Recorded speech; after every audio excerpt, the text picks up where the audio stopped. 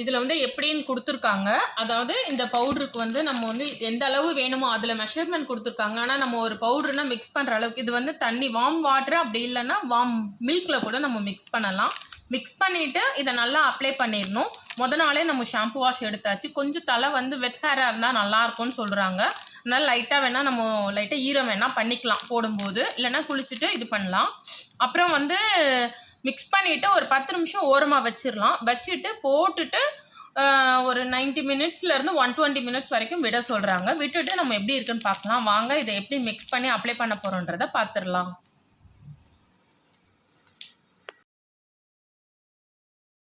Mix பண்ணிடலாம். பால் காய்ச்சி எடுத்து வச்சுருக்கேன். நான் வந்து இன்றைக்கி பாலில் தான் மிக்ஸ் பண்ண போகிறேன். இது பால் அல்லது வார்ம் வாட்டரில் மிக்ஸ் பண்ணணும். வந்து மிக்ஸ் பண்ணிடலாம்.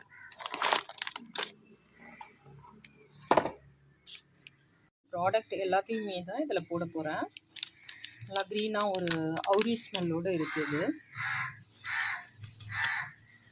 பாலில் மிக்ஸ் பண்ணி 10 நிமிஷம் கழித்து நம்ம ஹேருக்கு அப்ளை பண்ணிக்கலாம்.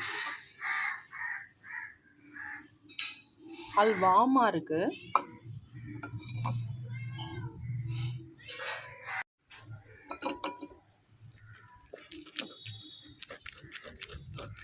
நல்லா சொட்டாத அளவுக்கு நம்ம வந்து மிக்ஸ் பண்ணிக்கலாம். ரொம்ப தண்ணியாக ஆகிட்டால் நமக்கு சொட்டும் அப்ளை பண்ணவும் கரெக்டாக வராது.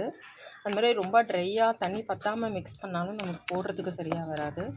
இந்த லெவல் வந்து சரியாக இருக்கும்னு நினைக்கிறேன். ஒரு 10 நிமிஷம் இதை ஓரமாக வச்சிடலாம்.